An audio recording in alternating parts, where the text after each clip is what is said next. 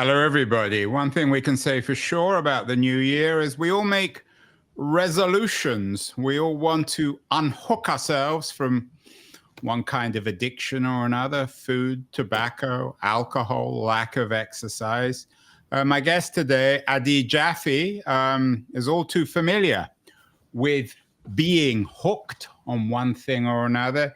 He's experienced it himself. He's a doctor focusing on this issue. He's the author of The Abstinence Myth, which focuses on giving people guidance and understanding rather than judgment. And he has a new book out, just ready for the new year, when we're all making these resolutions to unhook ourselves from one kind of addiction or another, appropriately called Unhooked: Free Yourself from Addiction Forever. It's a bold promise, Adi. Can we really free ourselves from any kind of addiction forever? Are you suggesting that, or is that a bit of a sales pitch?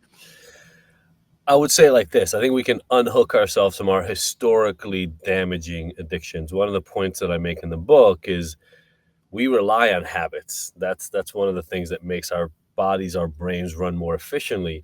The question is, can we take bad, negative habits that we call addictions or compulsions and then move them into more functional habits? And so it's not as if we're removing habitual semi-compulsive behavior from our existence. It's just, how do we go from the most damaging to less damaging reality? Adi, your own story is one not just of expertise in unhooking oneself, but in being hooked yourself. And some of the narrative in this new book focuses on that. What were you hooked on? Yeah, I mean, I started like everybody did in high school with alcohol and cannabis.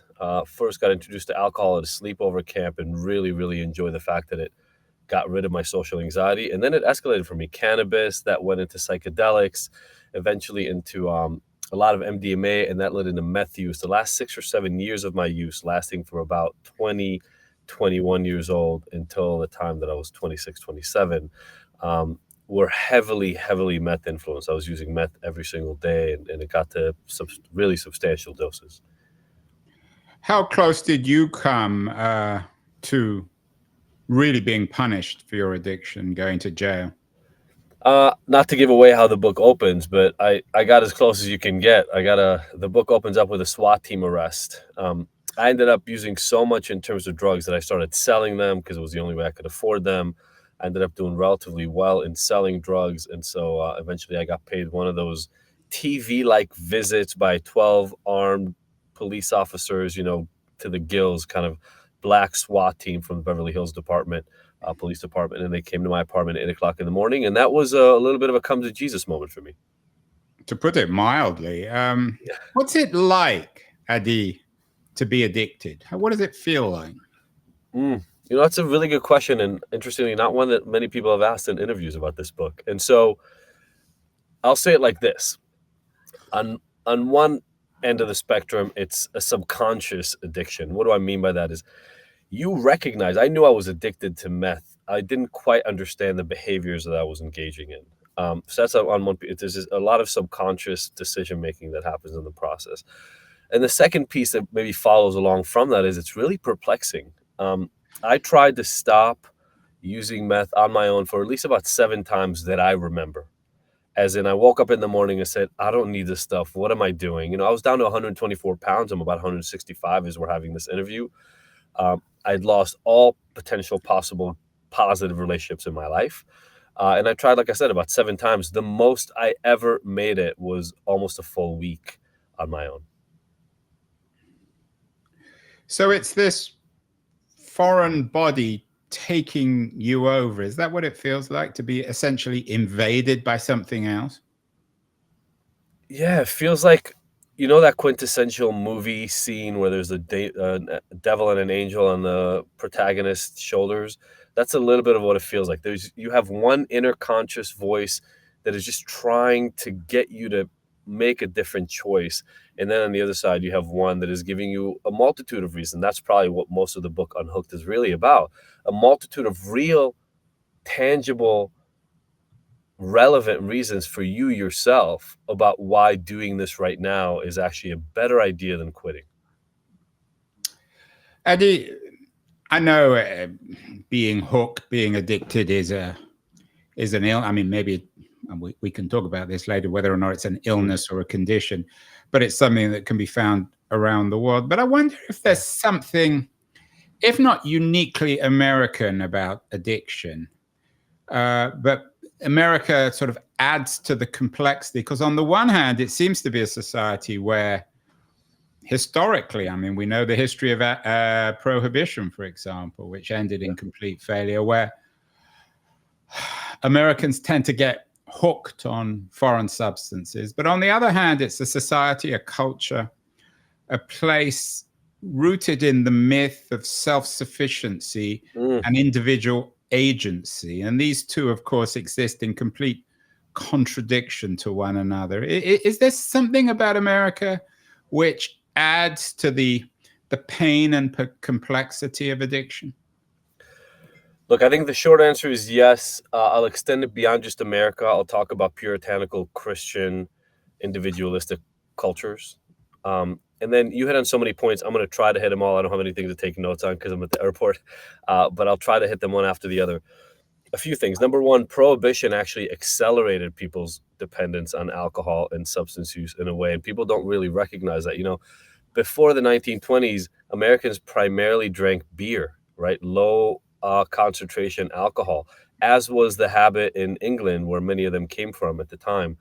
And what prohibition did is it made it illegal to be found with alcohol. So a lot of people moved to much more concentrated drinks because it was easier to get drunk on a lower quantity, right? That's where flasks came out of, et cetera. But what a lot of people don't know is it actually also drove up the use of cannabis. And cannabis use started being exacerbated during that time.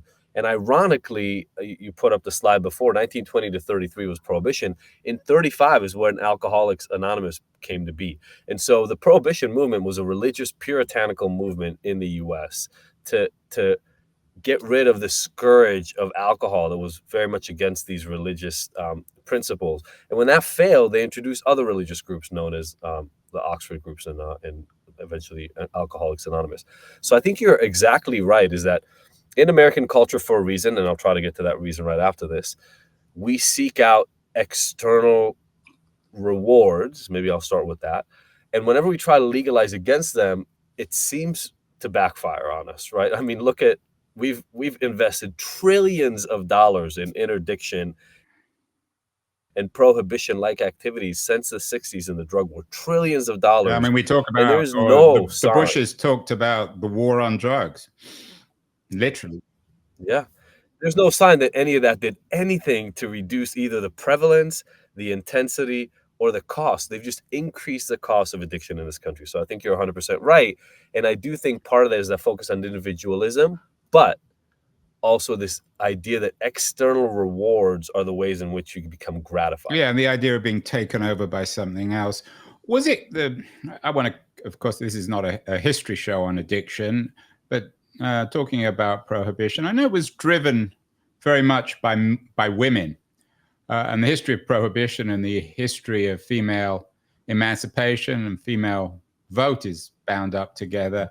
Can one make any sorts of generalizations about men and women when it comes to being hooked and their approaches to it, particularly in terms of unhooking oneself from addiction?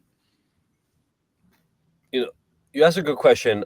If it's okay, I'm gonna get to the gender thing here in 1 second.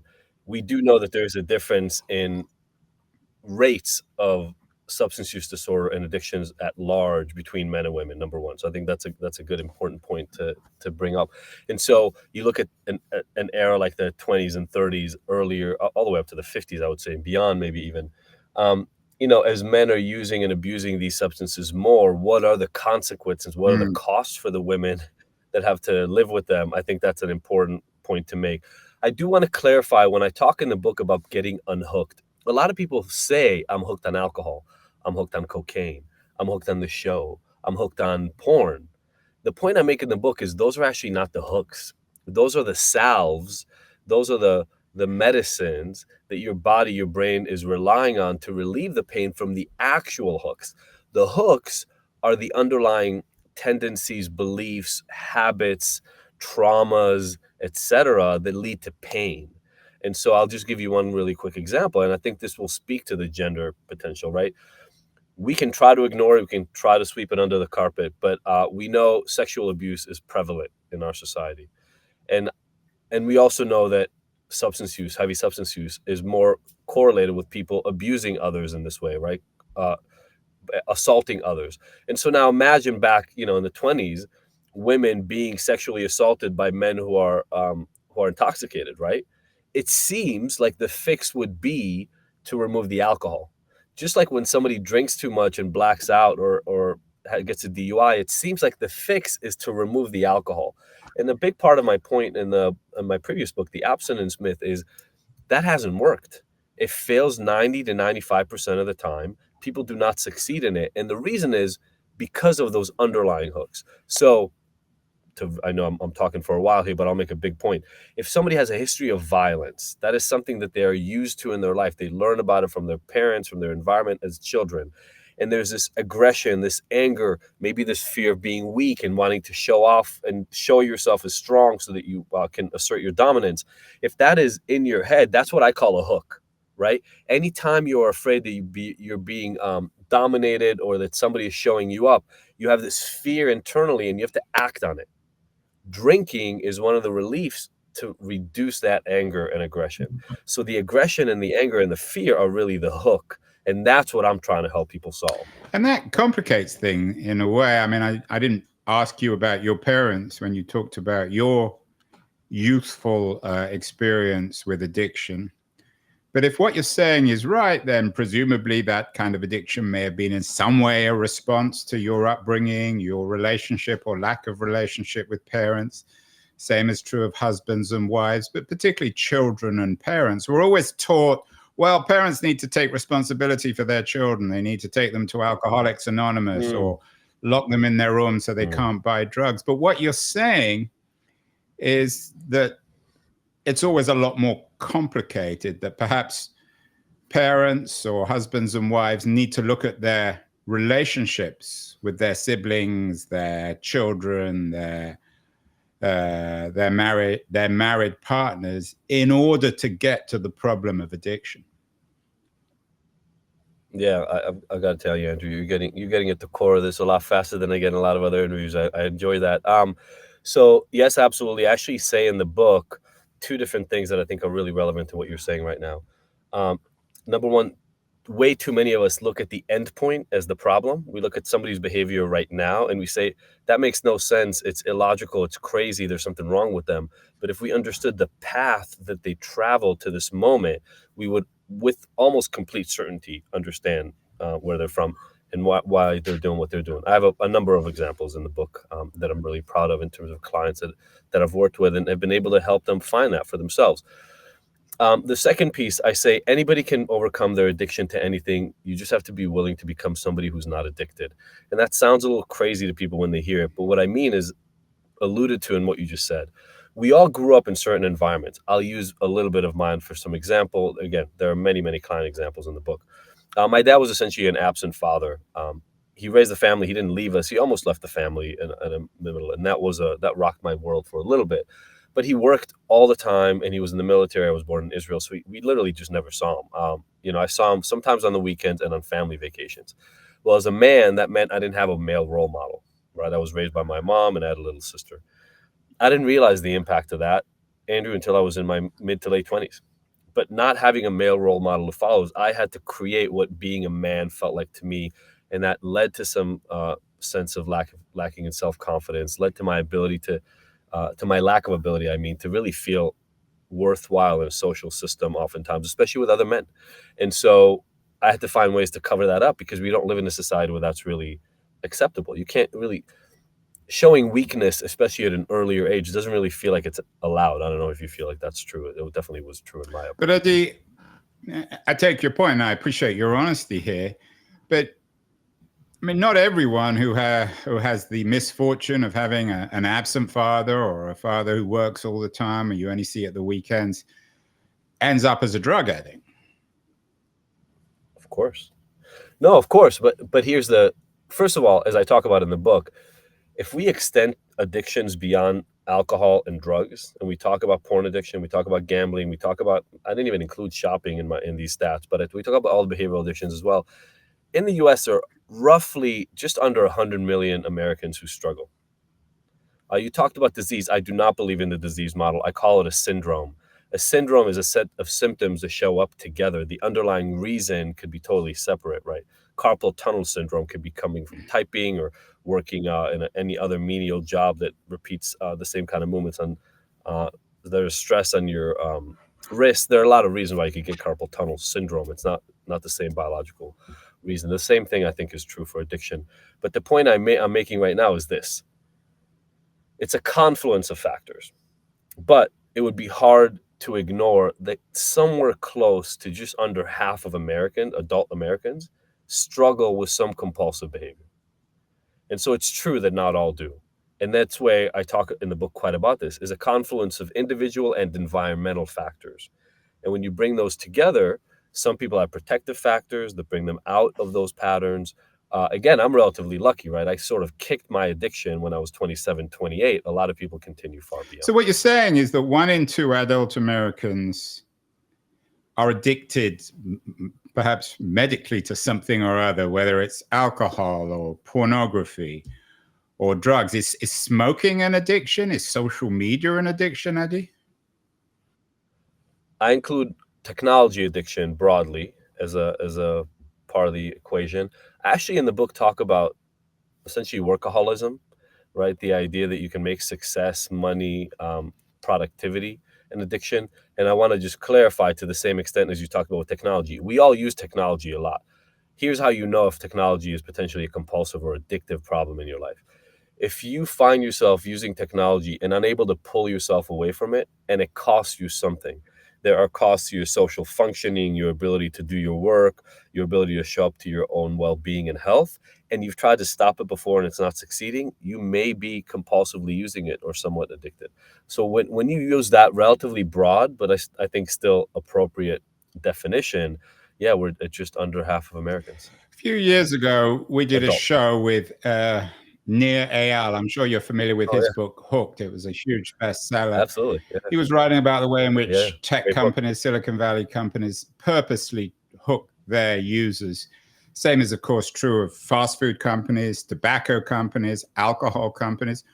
What's the responsibility in Unhooked and the accountability for the makers of the alcohol and tobacco and social media? Not to say, of course, the illegal drugs in terms of all this. Sure. Look, that's a great question. I recently did some interviews around all these celebrity deaths related to substantial heavy substance use, right? Liam Payne most recently. That was the guy in And- Argentina, wasn't it? Yeah. The old One Direction member. And I think, legislating things is one angle, certainly. Especially maybe with more legal corporations that are going to adhere to the rules better than the Mexican drug cartels, right? But what I put the onus primarily on the reader in the book, if I can. But you made a really, really important point. Whether it's sex, whether it's porn, whether it's shopping, whether it's love, whether it's gambling or substance. To date, we've primarily talked about being addicted to things that we control, right? I ingest, I do this, I decide to engage somebody in a sexual behavior, whether I pay for it, I don't pay for it, whether I look at a magazine or not. The thing that has changed now and has changed the equation completely, Andrew, you're right, is there's an outside agency that controls and adjusts its function to my behavior. So now imagine a drug like heroin, but not only does it have its original rewarding and pleasure producing characteristics, now as you start using it, it adapts what it does to you. And I think without a doubt, if you look at, I've got a 14 and a 12-year-old, you look at them and the way they consume technology, it is almost like an appendage. It's hard to disconnect them from it. And we see this in a lot of adults. So I don't know about legislation. I do hope that we start looking at that as a set of options. But I do in the book, and I'll just say this here clearly for readers, take control. Get rid of all notifications on your phone right now. Pause this, get rid of all So we notifications, want right? people to watch the rest of Stop your the interview, don't we, Eddie? Yeah, 100%, 100%. Come Right. back right after. Stop your phone from buzzing in your pocket every time somebody sends you a text message. It completely interrupts your, ability to focus on anything else that's going on in real life and immediately pulls you towards the more compulsive checking of the device. But it seems things are becoming increasingly complicated in the America of the 2020s. We haven't talked much about food addiction. When you watch television, it seems as if half the ads are really designed to make people addicted to fast food, to high salt food, to sugary drinks. So that's one form of addiction. And now we have new drugs designed to allow us to fight the fast food, the hamburgers, the French fries, the Coca-Cola. This business of weight loss is supposedly about to transform the economy. So it seems on the food front, Adi, damned if we do, damned if we don't. Yeah, I love, look, it's a little ironic, if I may, how no matter what the issue is, Americans at large, and we can argue that maybe humans want to do this, but you already took me there. So I'll say Americans and Westerners in general, we try to look for the simplest, quickest solution. Not necessarily the best long term, most evolved, most strategic solution. And so, yeah, it is ironic, right? The cheapest, most available foods are the worst for us, but they won't cost you a lot and they're available from your car. You don't even have to leave your car. And if they make you gain too much weight, just go and inject yourself with this new stuff, and then you'll lose some of the weight that you gain from it. In the end, you don't actually have to behave in a more health conscious manner at all. You can just eat the really, really crappy food, just less of it, because these drugs you inject yourself with make you want it less. So are you suggesting that these new drugs that seem to be becoming increasingly popular, supposedly miracle weight loss drugs, I think it's like I saw a number, 1 in 8 Americans have taken these pills, that people should be using them with caution? Yes, I think, what was it? Adderall, Ritalin, etc., are incredibly good at producing increased focus, especially in those who struggle with them most, and in allowing you to stay awake longer. As I can tell you from personal experience, you start relying on drugs that keep you awake longer and allow you to focus more, and next thing you know, you can't focus without them, and you're quote unquote hooked, right? You are now again compulsively using those at higher and higher doses. We are at the early days of these medicines. I don't know about you. I haven't found a single, I'll call it magic pill because of what you just showed. I've never found a single magic pill that will work long term without any negative consequences. And so, again, I hope the conversation doesn't have to devolve into an either or. I think it could be a yes and. If there's a drug that can help you reduce your obesity and hypertension risk quickly and successfully, by all means take advantage of it. Do not make the mistake that doesn't mean you also have to create some changes in the way you function in the world.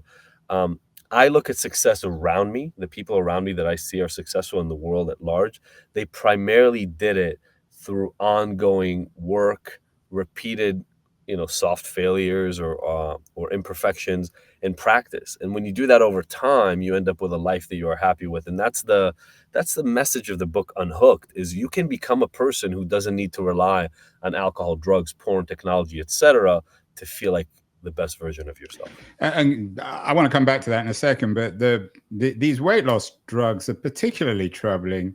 I'm not sure if they're chemically addictive, but they are psychologically addictive in the sense that if you give them up, you start eating again.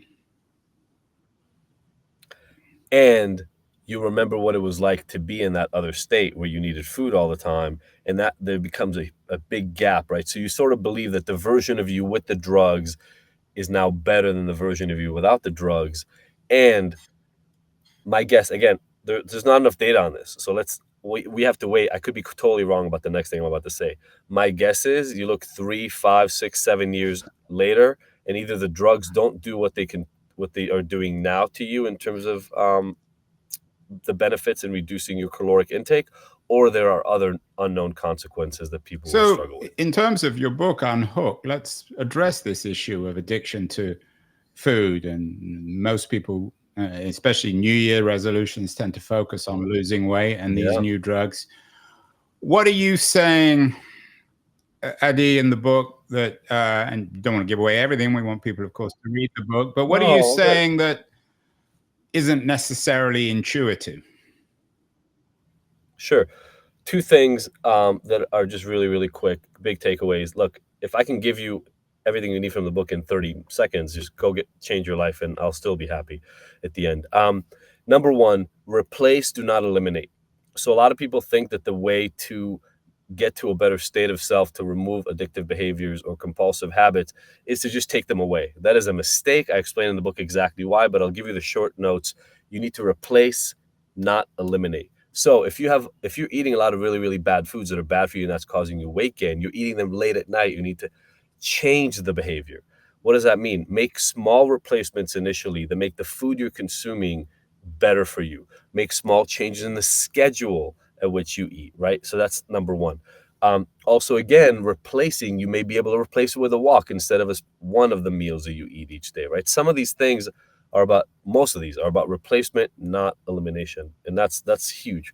The second piece that I know from personal experience, I mentioned I tried to quit 7 times. I've worked with people who've been to 10, 15, 20 rehabs. One of the first things that happens when you've tried to change your behavior over and over and over is you slip up and you fail sometimes.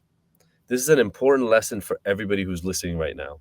As I mentioned a few minutes ago, I don't know anybody who's ever been successful who hasn't failed many, many times. The question is not if, because you decided you wanted to stop smoking, were you able to completely stop smoking for the rest of your life the next day?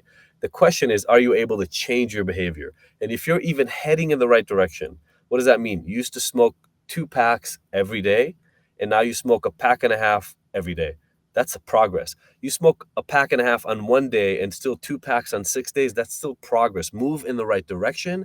And if you continue that over time, you will succeed. In a funny kind of way, you're suggesting that the ideology of Silicon Valley, the cult of failure, should be personally adopted by all of us, recognize that none of us are ever free of any of our addictions. Even if, I mean, there's always talk from alcoholics Yeah. that however many years you haven't had a drink, you're always one drink away from being addicted again.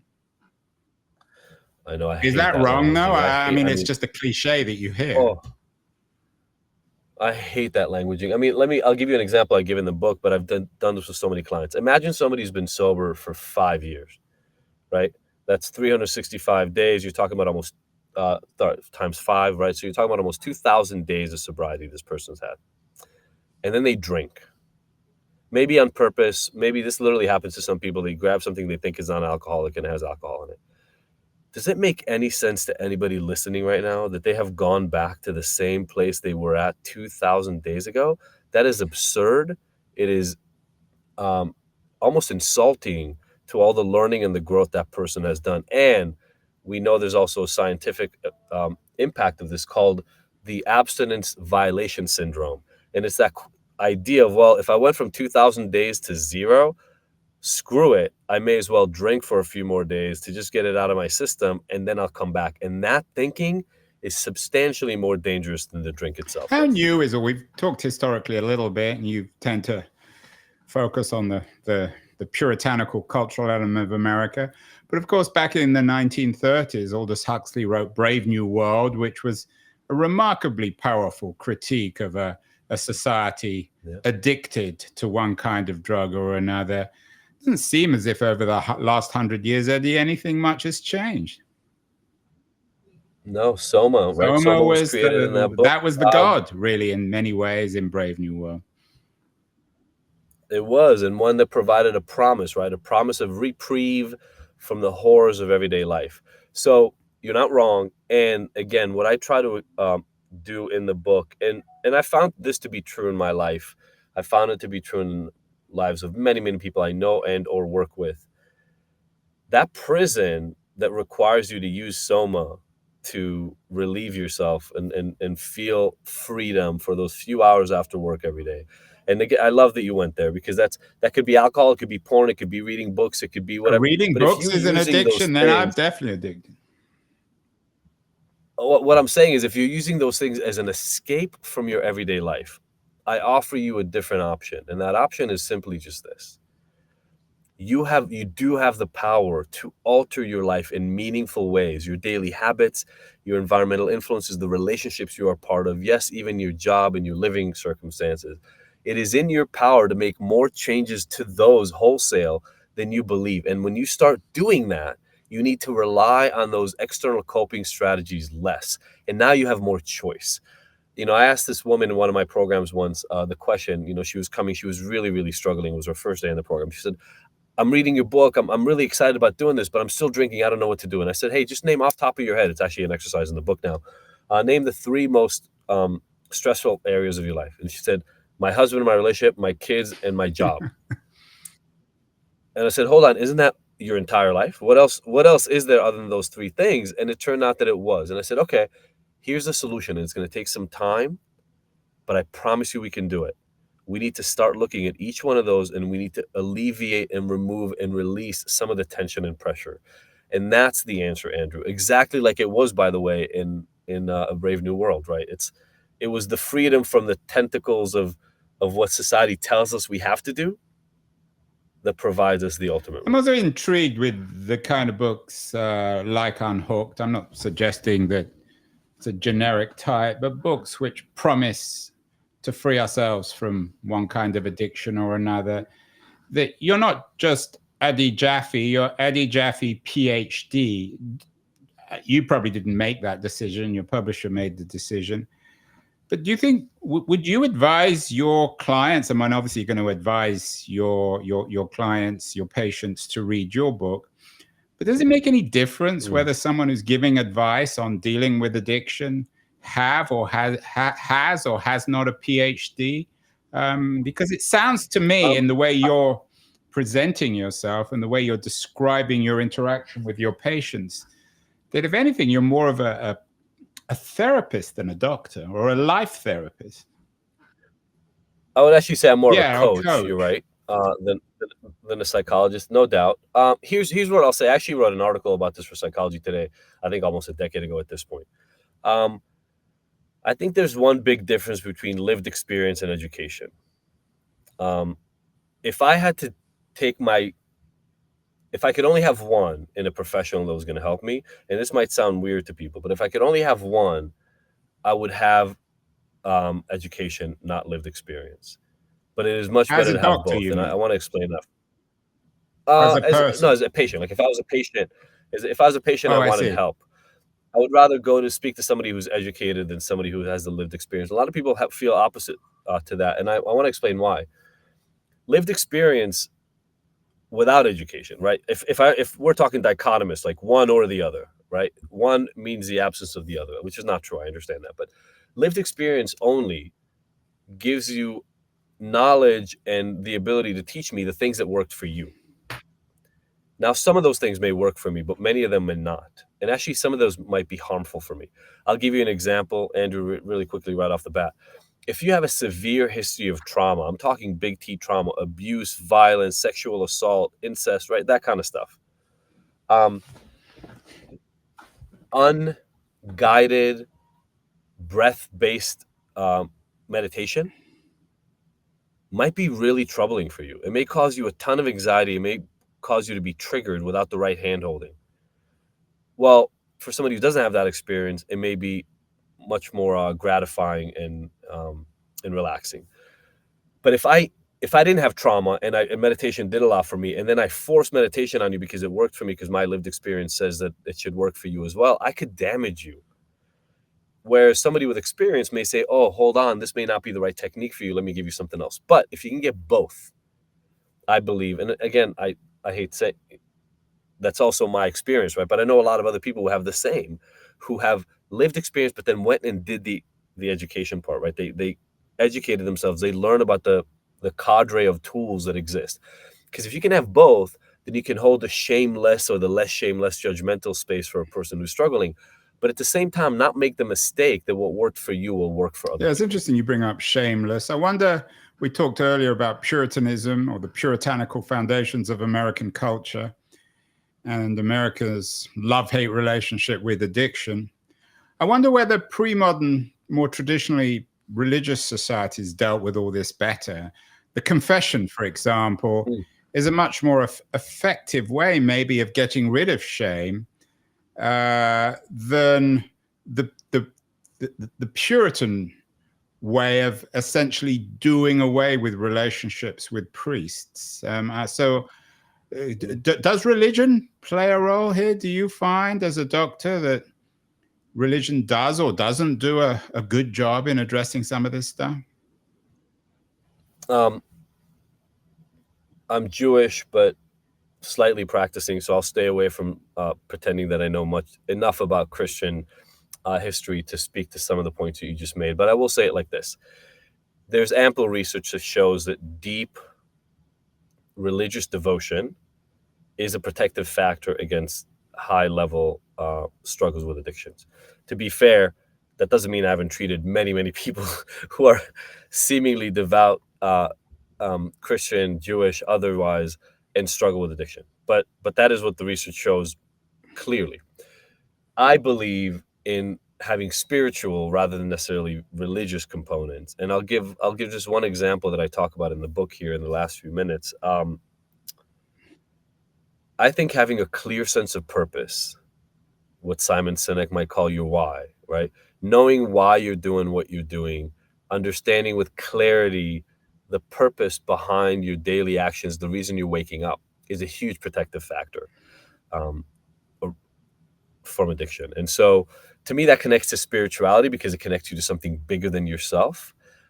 It doesn't have to go quite to religion, and by religion, I just mean the organized, codified set of rules that make spirituality fit into a box that a priest, a rabbi, an imam, or somebody like that can teach you. Finally, the 2025 is the year of Trump again, Trump administration. You've written about what a new Trump administration might mean for addiction treatment, which is an important subject. I want to get to that in a minute. But Donald Trump is someone who has a weird relationship, it seems to me, with addiction. On the one hand, he's well known as someone who didn't drink. His brother drank himself to death. He doesn't take drugs. But he has clearly a narcissistic personality disorder. He's addicted to something or other. What do you make of whether or not, what exactly Trump himself is hooked on? If he showed up in your office, what would you say to him? I just want to make the caveat here. I've never talked to Donald Trump in my life. I know nothing about him other than what I've seen in the media. And so everything I'm about to say here is pure projection and conjecture. I would argue that Donald Trump is still trying to impress the figures from earlier on in his life to show everybody his father, how important of course, he in is. particular. Yeah. And that doesn't run out, right? Because his father's gone, so he can actually never prove himself to his father anymore. But that's where this impetus to never admit mistakes and always look like you're the best person in every room, no matter what. Like, he could be in a room full of surgeons and assert himself as the best medical But he mind in did it that during room. COVID, remember? Yeah, I know. So that aside, I think the point that you're making is interesting, even out above and beyond Donald Trump himself. This is the first time there's an administration coming in that is half libertarian and half uber conservative. I don't think we've ever had that happen yet, right? And so I don't know about half of, but a substantial portion of the people who Trump purports to end up relying on for policy couldn't care less about drug laws, right? They say, look, it's personal responsibility. We shouldn't be outlawing plants anyway.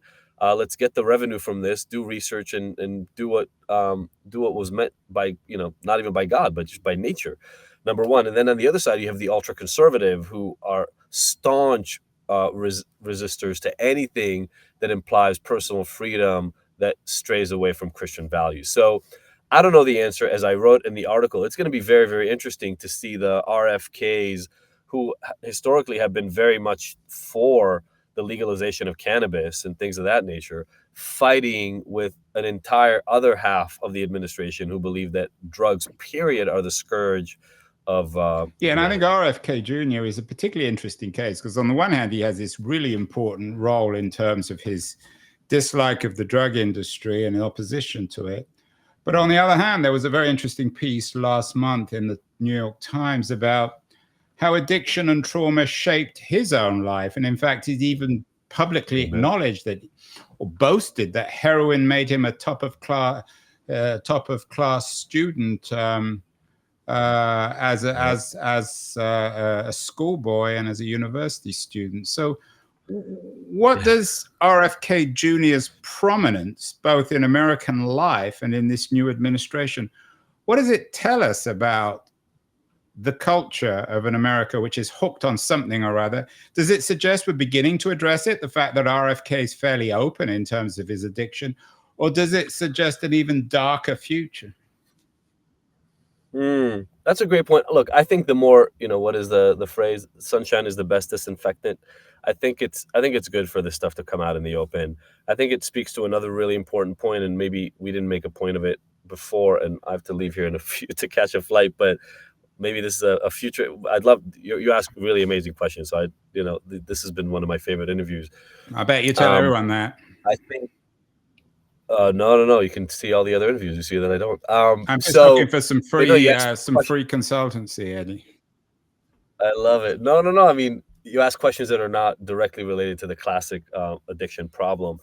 Here's the thing that I talked about earlier that people often don't catch. I don't think drug use is a problem. I don't think anybody who uses substances is an addict. I hate the term addict. I think it's stupid. It identifies the person as the problem. What RFK is saying there essentially is, look, I went through a period of my life where these narcotics shut something off in my brain, helped something, moved me along my path in a way that actually served me well. Now, my guess is, if the story is fully outlined and I need to look more into it, is that because he was relying on the substance to help him in this way, at some point the substances stopped doing it because he didn't develop the skills he needed to solve that problem himself. But that's a totally different set of questions and set of focus areas that we need to have in terms of regulating substance use, because the substance use is not the problem. It may actually help us identify what people need help with if we're open enough and shame-free enough to allow them to speak about it. Well, Adi Jaffe, a PhD, doctor, author of Unhooked, Free Yourself from Addiction Forever. It's an interesting promise, although as you suggest, it's probably slight exaggeration. We need to get beyond shame. I'm going to let you get your flight. You probably should be shamed for flying so much, but we all do it, Adi. Happy New Year, healthy New Year, and I'd love to get you back on the show. Very interesting conversation. Thank you so much. Thank you so much, Andrew. This was great. Love being on here. Thank you for the really thoughtful questions. Can I step on the sea?